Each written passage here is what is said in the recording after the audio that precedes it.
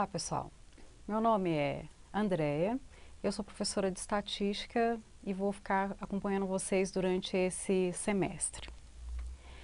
Nesse primeiro vídeo eu vou fazer um resumo geral da matéria que vai cair na prova. Então eu chamo atenção para alguns pontos principais que eu vou, com certeza, pode cair na prova, ou mesmo são pontos que vocês devem se atentar durante os estudos. A primeira aula do caderno que a gente adotou tem o tópico Introdução aos Cálculos de Probabilidade. Então, primeiro que nós vamos fazer é definir um experimento aleatório. Então, um experimento ele é aleatório quando eu repito um ensaio e a cada vez que eu repito esse ensaio, eu tenho um resultado que ele é diferente, ou seja, esse resultado ele vai variar a cada vez que eu executar esse meu experimento. Por exemplo, se eu jogar uma moeda 2 vezes e observar a sequência obtida de caras e coroas, então nós vamos ter, ora vai aparecer cara, ora vai aparecer coroa. Então, nós temos aí um exemplo de um experimento que é aleatório, porque a cada vez que eu executar o meu ensaio, eu vou obter um resultado que é diferente. O mesmo ocorre se eu jogar um dado e observar o número que vai ocorrer na face. Então, ora vai aparecer o número 1, o número 2 ou o número 3. Ou 4, ou 5, ou 6. Então, a cada vez que eu repetir esse experimento, o que vai acontecer? Eu vou ter um resultado que vai variar todas as vezes que eu executar o tal experimento. Então, um experimento é aleatório simplesmente quando isso acontece. Repetimos o experimento, eu tenho resultados que são diferentes. E eu só calculo probabilidade, ou só existe sentido em calcular a probabilidade em experimentos desse tipo.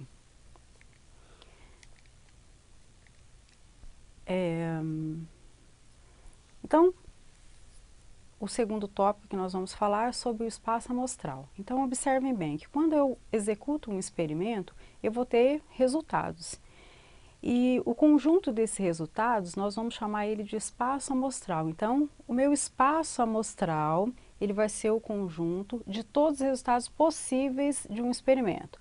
Por exemplo, vamos considerar o experimento que é o lançamento de um dado. Então, para o espaço amostral, a gente vai usar a notação S. Então, há na literatura outras notações. Nós vamos utilizar a notação S para o espaço amostral.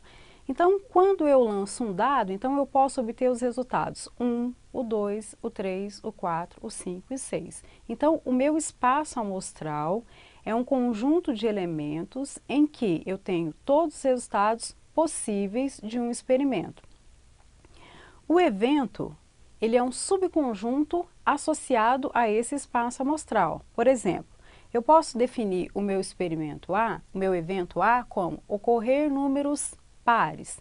Então, ocorrer números pares do meu espaço amostral S, então eu tenho os elementos 2, 4 e 6. Tá? Então, esse é o meu evento A e o evento é um subconjunto do meu espaço amostral. E só existe sentido em calcular probabilidades de eventos. Então, nós vamos calcular aqui P de A, que é a probabilidade de acontecer um determinado evento A que nós definimos anteriormente. Então, a probabilidade de ocorrer o evento A, nós vamos definir como número de casos favoráveis do evento A dividido pelo número total de casos.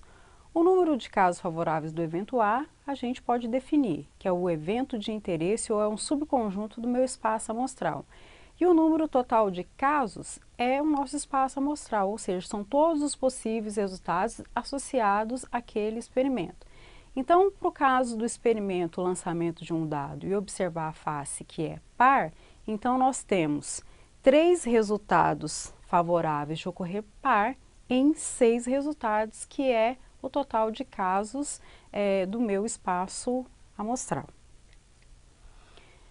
Então, um outro exemplo.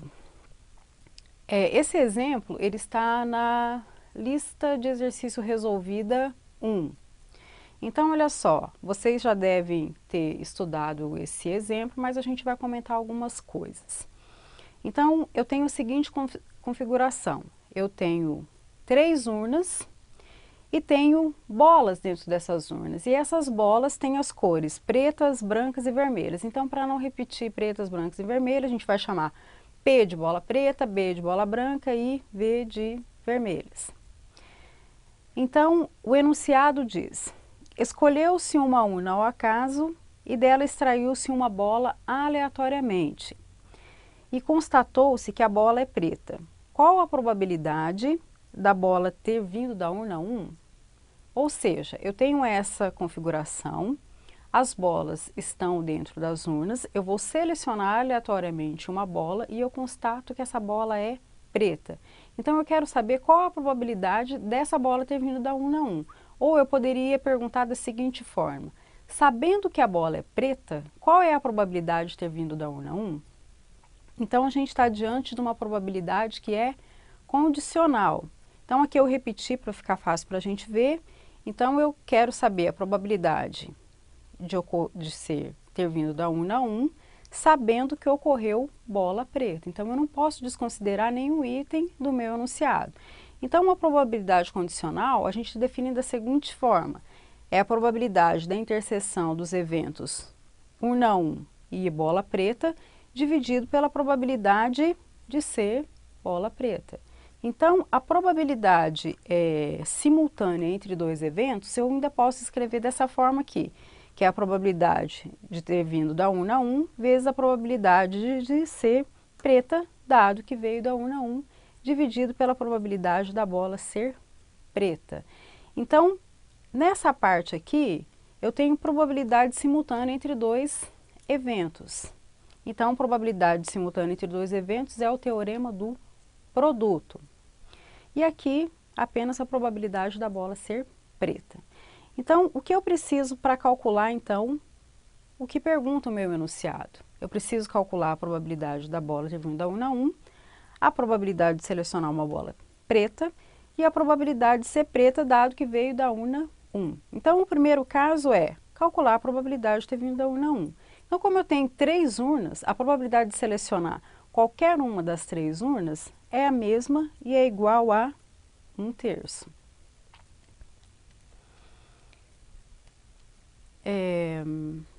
Depois a gente precisa da probabilidade da bola ser preta, dado que veio da urna 1. Isso aqui é uma probabilidade condicional, e a gente vai fazer a mesma coisa.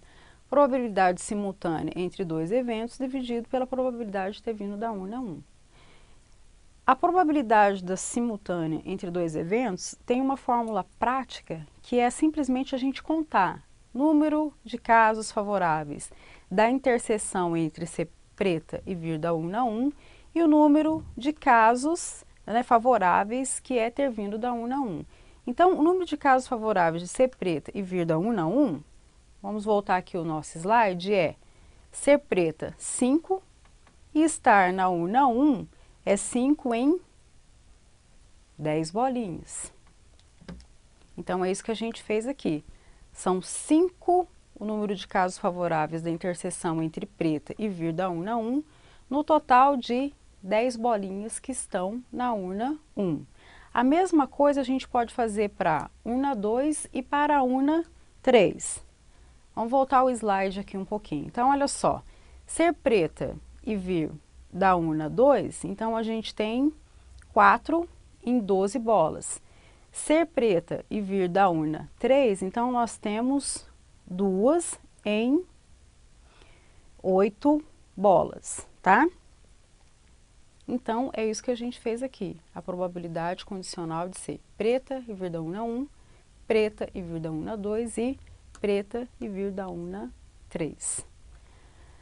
O que ficou faltando ainda para a gente terminar de completar a nossa primeira expressão é a probabilidade de selecionar uma bola preta. Então, veja bem, a princípio eu selecionei a bola, constatei que ela é preta. Só que eu não sei se ela veio nem da urna 1, nem da urna 2 e nem da urna 3. Então, como nós estamos diante de uma incerteza, então nós vamos considerar todas as possibilidades, que é ter vindo da urna 1 e ser preta, ter vindo da urna 2 e ser preta, e ter vindo da urna 3 e ser preta, tá? Então, essa aqui é a probabilidade simultânea entre dois eventos, que a gente já falou sobre isso. Então, probabilidade simultânea entre dois eventos, a gente escreve dessa forma. Então, nós temos a probabilidade de ter vindo da urna 1 é 1/3, vezes a probabilidade condicional de ser preto, dado que veio da urna 1, 5/10. E a mesma coisa a gente faz aqui para todas as demais somas. E no final das contas, nós temos que a probabilidade de selecionar uma bola preta, independente de ter vindo da urna 1, da 2 ou da 3, é 13,36 avos. Sendo assim, a gente consegue então resolver a nossa primeira pergunta, que é, sabendo que a bola é preta, qual é a probabilidade dela ter vindo da urna 1? Então, eu só repeti aqui para a gente lembrar que é probabilidade condicional, probabilidade simultânea entre os eventos urna 1 e preta, dividido pela probabilidade de ser preta. Isso é igual a probabilidade condicional é o teorema do produto, então a gente substitui essa forma de escrever aqui, dividido pela probabilidade de ser preta. Então, eu tenho aqui aquela parte anterior que a gente fez, que é a probabilidade de vir da urna 1 e ser preta, dividido pela probabilidade de ser preta. Eu só vou voltar aqui um pouquinho para frisar que quando eu escrevo a probabilidade dessa forma aqui, eu tenho o teorema que é o teorema da probabilidade total. Então, veja que, para solucionar isso, então nós temos no numerador o teorema do produto e no denominador nós temos o teorema da probabilidade total. Então, resolvendo essas contas aqui, nós temos que a probabilidade da bola ser preta e ter vindo da urna 1 é 6/13 avos. Então, quando a gente resolve um exercício desse tipo aqui, em que a gente envolve no numerador o teorema do produto e no denominador o teorema da probabilidade total, nós temos então o teorema de Bayes. Então, eu gostaria de lembrar também que, para calcular probabilidades, então a primeira coisa, nós temos que ter um experimento que ele é aleatório. Depois, eu tenho que definir o meu espaço amostral. Então, no espaço amostral, a gente tem que colocar todos os elementos, todos os resultados possíveis desse meu experimento. Defino qual que é o meu evento e só então eu calculo a probabilidade desse evento. Então, assim, não podemos esquecer de considerar todos os casos possíveis de um resultado do espaço amostral, de um resultado do experimento, que é o espaço amostral. Bom, na aula 2, nós temos as distribuições discretas de probabilidade. Então, a primeira distribuição é a distribuição binomial. Então, a distribuição binomial é definida dessa forma. A probabilidade de uma variável aleatória x ser igual a k sucessos é igual ao número combinatório nx, nk, né, nesse caso, a probabilidade do sucesso elevado a k, e 1 menos o p elevado a n menos o k. Então, eu tenho p e 1 menos o p, então aqui eu tenho a probabilidade de sucesso de um determinado experimento, e aqui eu tenho a probabilidade de fracasso. E o nk é definido dessa forma aqui, é o número combinatório n dividido por k fatorial e n menos o k fatorial. Então, a notação que a gente utiliza para uma variável que tem uma distribuição binomial é x, esse tio aqui é o símbolo de distribuição, b, para lembrar que é binomial, e os parâmetros n e p. A esperança, que é o valor médio dessa distribuição de probabilidade, é a esperança de x é igual a np, e a variância é dado por n, p e 1 menos o p. Então, nós temos aqui o exemplo. Uma moeda não viciada é lançada 8 vezes. Encontre a probabilidade de ocorrer 5 caras. Então, primeiro vamos definir os itens desse nosso problema. Então, n é igual a 8, que são o número de vezes que eu lancei a moeda. Eu preciso da expressão do p. O p é meio. Por que o p é meio? Quando eu realizo um ensaio, eu só utilizo a distribuição binomial quando eu tenho um número de tentativas superior a 1. E cada ensaio da distribuição binomial é um modelo de Bernoulli. Então, a gente avalia a probabilidade P no ensaio de Bernoulli. Então, em apenas uma única tentativa, a probabilidade de ocorrer cara vai ser igual a meio. E o Q, que é o complementar de P, vai ser meio também. Então, a probabilidade de ocorrer 5 caras é igual P de x igual a 5 caras, que é a quantidade do meu sucesso. Isso é igual ao N K, né, que é o nosso número de sucesso, a probabilidade do sucesso elevado ao número de sucessos e a probabilidade de fracasso elevada ao N menos o K. Então, eu tenho que a probabilidade de ocorrer 5 caras é igual a 21,9%. Então, quando eu posso utilizar a distribuição binomial? As distribuições discretas, quando a gente resolve elas separadamente, então fica um pouco fácil de resolver. Quando a gente coloca enunciados de todas as distribuições juntas, a gente tem um pouco mais de dificuldade para resolver a questão. Então, o que a gente tem que pensar é o que caracteriza a distribuição binomial, por exemplo. Então, eu tenho que ter ensaios que são independentes, a probabilidade de sucesso a cada vez que eu realizo o meu ensaio, ele tem que ser igual a, tem que ser constante. Então, e eu tenho 2 resultados possíveis. Então, nesse caso do lançamento da moeda, eu tenho 2 resultados possíveis. Ou vai acontecer o meu sucesso, ou que é cara, ou vai acontecer o meu fracasso, que é coroa. Todas as vezes que eu pego a moeda e lanço, a probabilidade ela é constante. Eu tenho a probabilidade que vai ser meio, sempre, tá? Lancei a moeda, a probabilidade de ser cara ou coroa vai ser meio. Então, esses itens, ele já dá a ideia de que eu tenho uma distribuição que é binomial. Esse número combinatório nx aqui significa, das 8 vezes que eu lançar a moeda, eu posso montar subconjuntos 5 a 5. Então, é isso que significa. Das 8 vezes que eu lanço a moeda, eu tenho a quantidade de caras que é igual a 5 e de que forma que eu vou formar essa combinação de 8, 5 a 5. Ou como eu vou selecionar dos 8 elementos as 5 caras. Então, para resolver esses exercícios, a gente então tem que pensar nas características que define essa distribuição. E isso também está bem escrito lá no caderno que a gente adotou.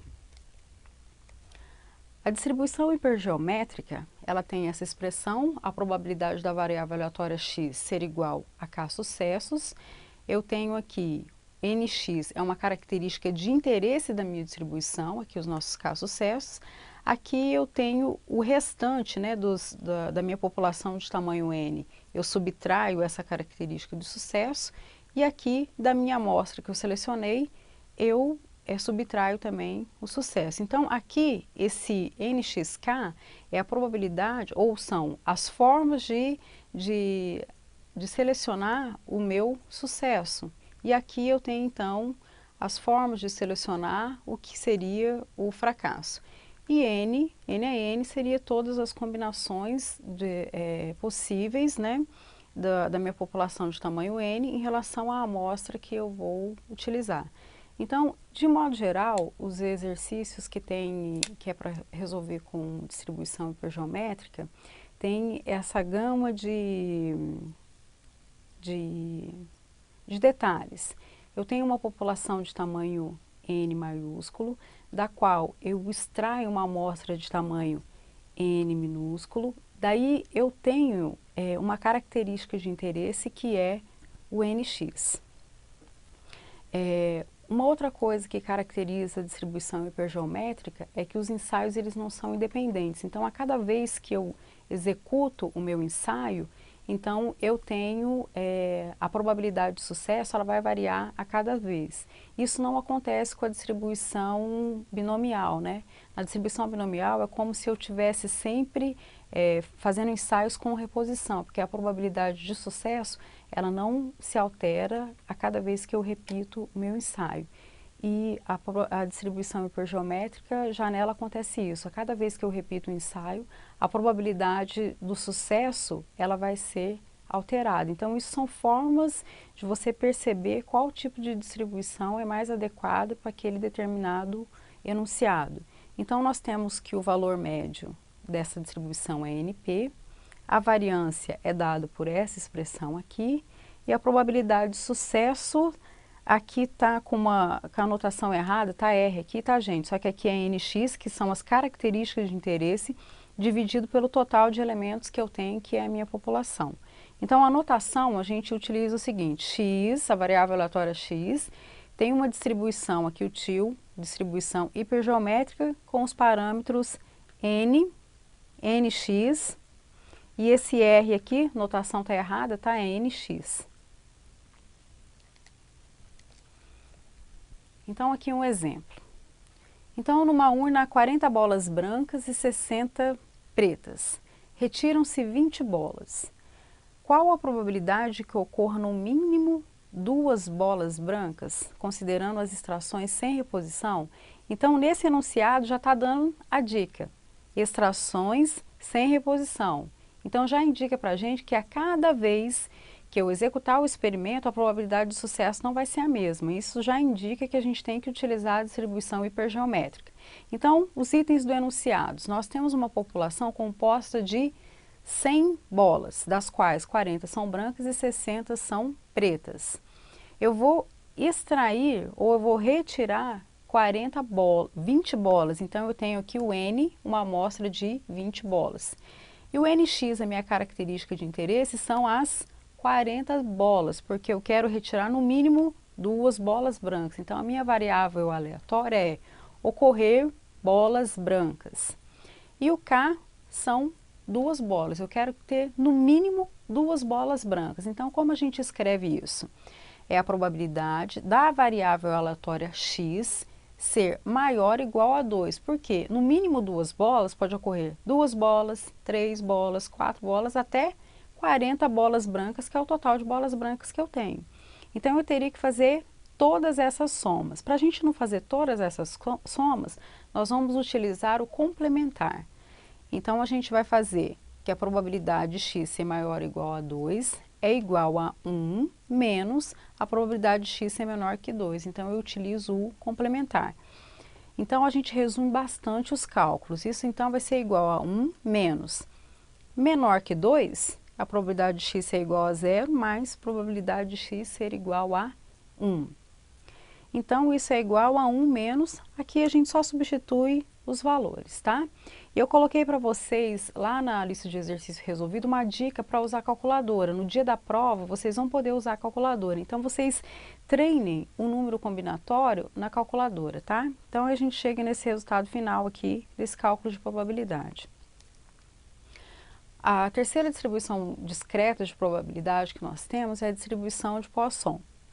Então, probabilidade da variável aleatória x, se assumir determinado sucesso k, é igual ao número neperiano elevado a menos lambda, lambda elevado a k, que é a quantidade de sucesso, dividido por k fatorial. Esse lambda aqui é o número médio de sucessos esperados. E o E é a base neperiana. E quando eu tenho, não é me dado lambda, mas eu conheço o N, que é o tamanho, a quantidade de vezes que eu executo o ensaio, e a probabilidade de sucesso dessa variável aleatória, então eu posso definir lambda igual a N vezes o P. A esperança de x e a variância de x nessa variável aleatória é exatamente igual a lambda, então isso só acontece nessa distribuição de probabilidade. E a notação é x, né, a variável aleatória x, tem uma distribuição de Poisson com o parâmetro lambda. Então, vamos ver o exemplo para a gente tentar caracterizar essa distribuição. Então, numa fita de som há um defeito em cada 200 pés. Qual a probabilidade de que em 500 pés não aconteça defeito? Ou seja, eu não quero encontrar nenhum defeito em 500 pés. Então, veja bem, o meu lambda inicial está definido para 200 pés. Então, acontece um defeito a cada 200 pés. Então, em 500 pés, não vai ter um defeito, né? Então, a gente espera que ocorram mais defeitos. Então, a gente tem que fazer essa regrinha de 3 simples. Todas as vezes que a unidade de medida sofreu algum acréscimo, a gente também tem que atualizar o valor de lambda. Então, eu acho que isso é um ponto fundamental na hora que a gente for resolver exercícios desse tipo. Então, para cada um defeito, em média, eu ocorria em 200 pés. Em 500 pés, ocorrerão, então, quantos defeitos? Então, efetuando essas contas aqui, nós temos que lambda é igual a 2,5 defeitos a cada 500 pés. E a probabilidade de não acontecer defeito é P de x igual a zero. Aí, resolvendo isso, é só a gente substituir na expressão, que é E elevado a lambda, que é menos 2,5, lambda elevado a K, que é zero, dividido por K fatorial, né, que no caso aqui é zero fatorial, que por definição é 1. Então, a gente tem esse valor aqui de probabilidade. Mas agora o caso é, como eu sei que eu tenho que utilizar a distribuição de Poisson para esse caso? Então, a distribuição de Poisson, ela é uma distribuição de probabilidade que a gente utiliza para calcular sucessos de uma determinada contagem. Então, veja bem, nesse caso, eu quero calcular a probabilidade de ocorrer defeitos num determinado comprimento de uma fita. Então, defeitos é uma variável que é discreta, né?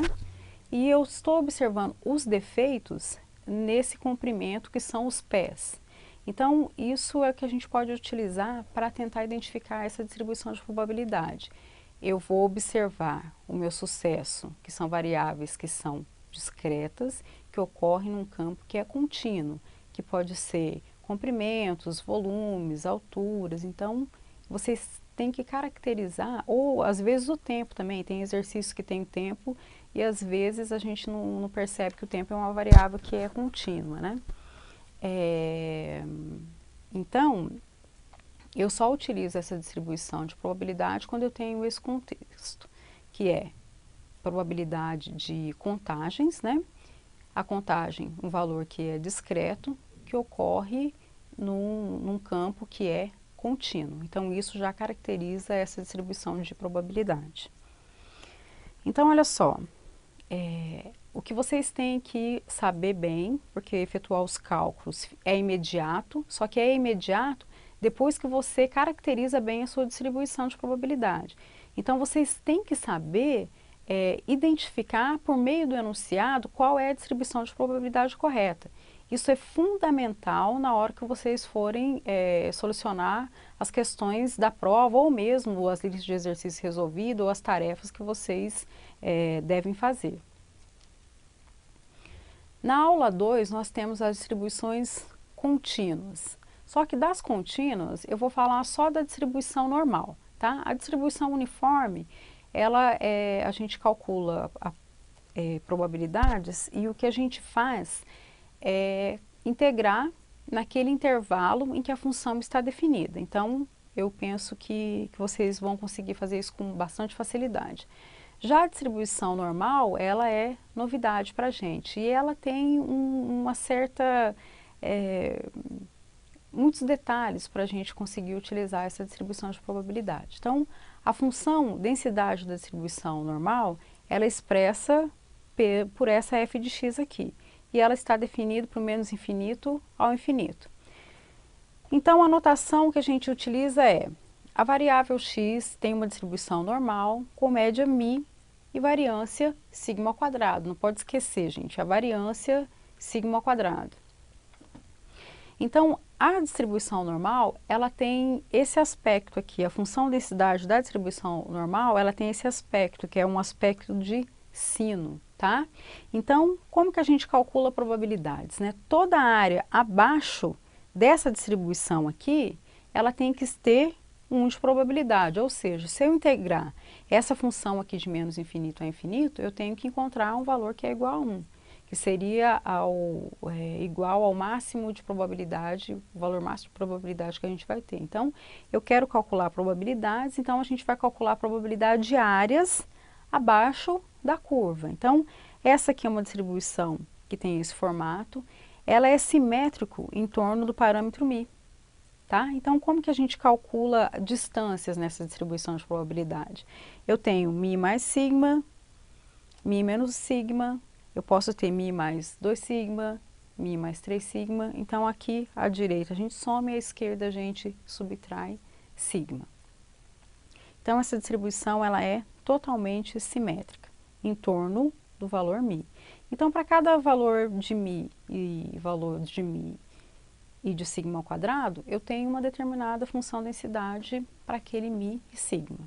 Só o que acontece? Eu não tenho uma resolução analítica para essa função aqui. Então, a gente só consegue integrar isso por métodos numéricos. Então, padronizou-se essa distribuição e a gente vai utilizar a distribuição normal padronizada.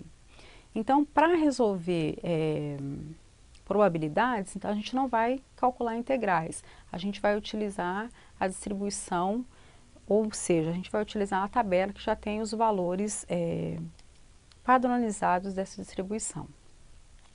Então, na figura 1, nós temos aqui a distribuição normal padronizada dos valores de 0 até Z0. Então, a probabilidade de 0 até Z0 de uma variável Z, então a gente vai encontrar dessa forma aqui. Então, o que eu tinha? Antes eu tinha uma variável que era x, eu padronizei essa variável e estou chamando essa variável de z. Então, a probabilidade que eu encontro em z é a mesma probabilidade que a gente encontra em x. A única diferença é que uma variável x eu tenho dificuldade na integração. A variável z eu já tenho esses resultados tabelados e eu vou mostrar essa tabela posteriormente. Então, observem que essa tabela, que é a que eu já deixei para vocês lá na biblioteca da disciplina, é a tabela que a gente vai utilizar. Ela é diferente da tabela do material adotado. Então, eu prefiro essa tabela porque eu acho ela mais fácil de manusear. Então, é importante vocês saberem algumas coisas. Por exemplo, a tabela, a distribuição, ela é simétrica. Então, valores à direita e valores à esquerda são os mesmos. A única coisa é que eu tenho valores negativos à esquerda, tá? Então, a distribuição de probabilidade, ou o formato da tabela que a gente vai utilizar, nos retorna essa área aqui de probabilidade, entre 0 e z. Então, entre 0 e z, eu tenho toda essa área abaixo da curva que corresponde à probabilidade que nós iremos calcular. Então, essa daqui é a tabela que eu passei para vocês da distribuição normal padrão, de acordo com aquele formato que eu mostrei na figura 1.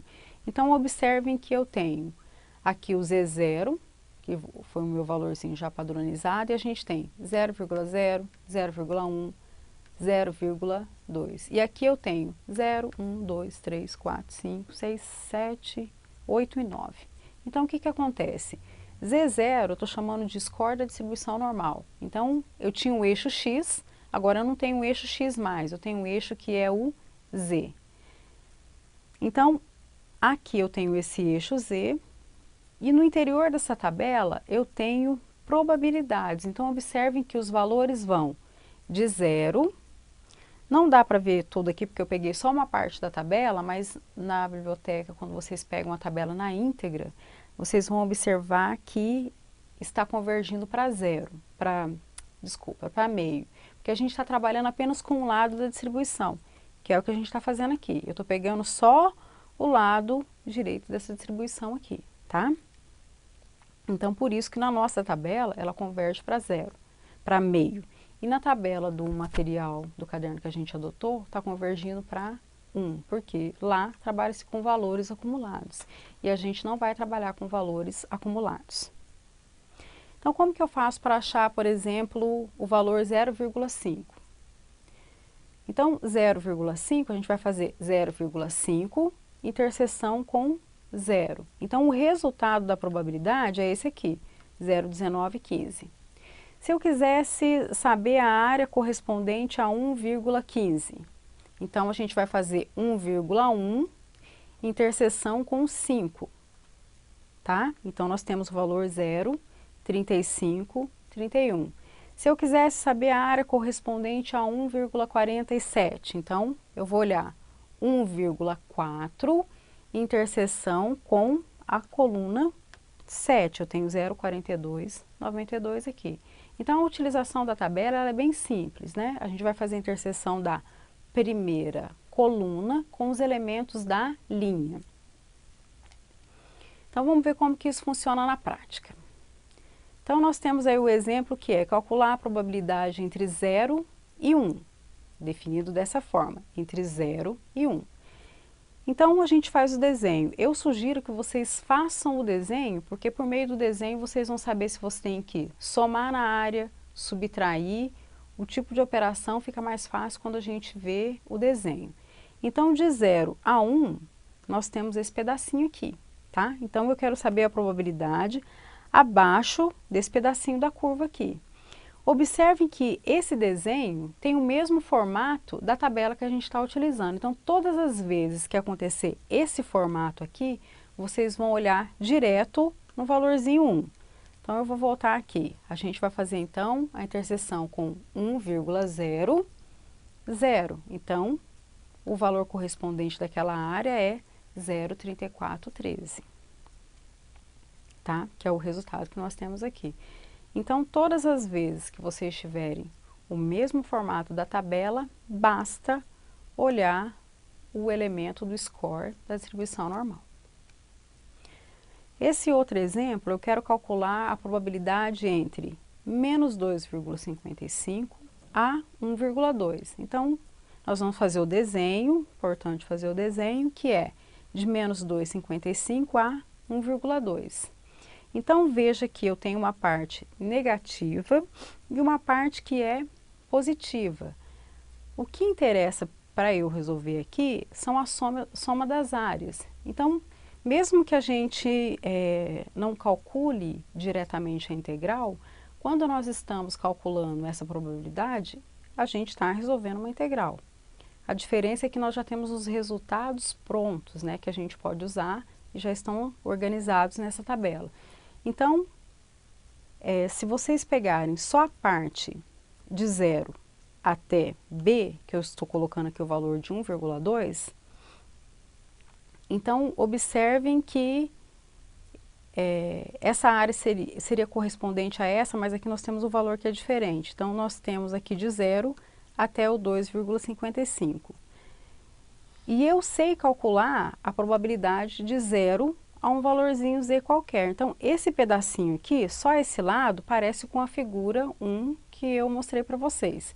E de 0 até 2,55, embora esteja com os valores negativos, eu tenho o mesmo formato da distribuição de probabilidade. Então, veja aqui, como a minha distribuição de probabilidade ela é simétrica, os resultados à direita são os mesmos resultados à esquerda, só que aqui eu tenho o score com um valor negativo. Mas se eu tivesse, por exemplo, aqui 2,55 desse lado, então o valor da área desse lado e desse lado aqui é o mesmo. A única coisa que a gente vai mudar é a posição no eixo Z. Então, vamos lá. De 0 até 1,2 a gente sabe calcular. Então, a gente vai olhar direto no 1,2 e a gente vai ter o resultado... Eu fiz aqui primeiro, tá, gente? É 0,3849. E 2,55, a gente tem o resultado 0,4946. Então, como isso aqui é soma de áreas, a gente só vai executar a soma. Então, o que ajuda no fazer o desenho é você saber, então, o que você tem que fazer. Então, naquele primeiro caso, a gente só olhou o ponto, e nesse segundo caso aqui, a gente somou duas áreas. O exemplo C é Z maior que 1,93. Então, eu quero calcular a probabilidade do ponto Z maior que 1,93. Então, eu quero saber qual é a probabilidade dessa área toda aqui, tá? Então, a probabilidade dessa área toda aqui, a gente não tem tabelado. Então, a gente vai ter que efetuar algum tipo de operação. O que eu sei dessa distribuição de probabilidade? Toda área abaixo da curva vale 1. De menos infinito até 0, essa área aqui vale meio. De 0 a mais infinito, essa área aqui vale 1. E a soma de meio e meio, a gente tem a área total que é 1. Então, pensando só nesse pedacinho aqui, o que eu sei calcular? Eu não sei calcular de 1,93 até o infinito, mas eu sei calcular de 0 até esse ponto 1,93 aqui. Então, o que que a gente vai fazer? Todo o espaço que vai de 0 até o mais infinito, essa área vale meio. Então, eu vou fazer meio menos esse pedacinho aqui, o resultado todo vai ser o restante. Então, a gente vai fazer meio menos a área, que vai até 1,93, dá então essa subtração aqui, nos retorna o valor que é a probabilidade desse pedacinho aqui, tá? Então, todas as vezes que eu tiver esse formato, é esse tipo de operação que a gente tem que fazer. Lembrando que eu tenho a área de 0 a mais infinito é igual a meio, tiro o pedacinho que eu sei calcular e o restante, então, que sobra é toda essa área aqui, que é a área que eu quero saber a probabilidade. Esse outro exemplo é o contrário do que a gente tem feito até o item C. Então, aqui eu quero calcular a probabilidade de um ponto, que eu não sei qual que é ainda, que deixa 10% de área abaixo dele. Então, para deixar 10% de área abaixo dele, eu sei que é um ponto que está nesse lado aqui da minha figura. Então, eu tenho 10% de área, aqui eu já sei, conheço a probabilidade, então eu quero definir esse ponto aqui, tá? Então, o que que a gente sabe fazer? De 0 a menos infinito, a área toda vale meio. Então, pensando do mesmo jeito, se eu fizer meio menos esse pedacinho que eu sei calcular, meio menos esse pedacinho que eu já tenho a probabilidade, eu tenho que toda essa área em branco aqui, a probabilidade de acontecer ela é 0,4. Aí eu tenho que meio, aliás, o 0,1 e o 0,4. E a soma das duas tem que ser meio. Então, eu quero saber esse ponto aqui, limite, que separa esses dois pedacinhos aqui. Só que o que que eu sei calcular? Eu sei calcular essa área 0,4. E essa área 0,4 delimita essas duas regiões aqui. Então, lá na tabela, vou voltar aqui na tabela, no interior da tabela, que são as probabilidades, eu quero encontrar o valor 0,4. E a gente já tem um resultado ali que era 1,28, né? Então, vamos direto nele. Então, a gente vai achar o mais próximo de 0,4 é o 0,3997. Então, fazendo a interseção da coluna com a linha aqui, nós vamos ter o valor que é o 1,28, tá? Então, por que que eu escolhi o 1,28? Porque o próximo 1,29 passa um pouquinho do 0,40. Então, assim, eu escolho o menor valor, que arredondando eu tenho aquele valor que eu quero. Ah, se o aluno colocar 1,29 está errado? Não, não está errado. Está errado se ele colocar algum valor da linha de baixo, tá? Então, assim, pequenos avanços eu não considero errado. Então, voltando aqui, nós temos o ponto 1,28. Só que esse ponto aqui é negativo, então a gente coloca ele aqui, menos 1,28. O outro exemplo que nós temos é uma área que deixa 30% acima desse score. Então, eu já sei fazer o desenho. 30% acima, eu tenho esse lado aqui da distribuição. Eu vou fazer o mesmo procedimento. Aqui eu tenho 0,3 de 0 a mais infinito. Toda a área vale meio. Eu vou fazer meio menos o 0,3, tenho 0,2. Então, eu quero saber esse ponto aqui que delimita as duas regiões. Então, lá no interior da tabela da distribuição normal, vocês vão encontrar, então, o valorzinho 0,42. Na aula 3, nós temos séries estatísticas, e essas séries estatísticas caem na prova. Então, as séries estatísticas são formas de dar nome a uma distribuição de frequência observada, tá? Então, vocês têm que ler essa parte do material. E tem uma coisa que é bastante importante, que são as regras de construção de tabelas. Isso é extremamente importante vocês saberem. Então, deem uma boa lida no material adotado, que o material está muito bom. As tabelas e gráficos, né, vocês vão olhar lá, tipos de tabelas, tipos de gráficos e regras para construção dos dois. A aula 10 também cai nessa prova, né, é o tópico sobre amostragem, e nós temos dois tipos de amostragem. Amostragem probabilística e a não probabilística. Então, eu deixei para vocês, né, vocês têm lá na introdução da matéria um material bom sobre esse tópico. Além disso, eu deixei na biblioteca para vocês mais um material que vocês devem ler, tá? Então, o que a gente deve saber? Amostragens são técnicas que eu utilizo para selecionar elementos de uma população. E eu só utilizo amostras quando eu tenho dificuldade de trabalhar com todos os elementos da minha população. Então, quando eu utilizo técnicas que são ditas probabilísticas, eu garanto o procedimento que é chamado de inferência. Então, eu só realizo inferência quando eu utilizo amostragens que são probabilísticas, tá?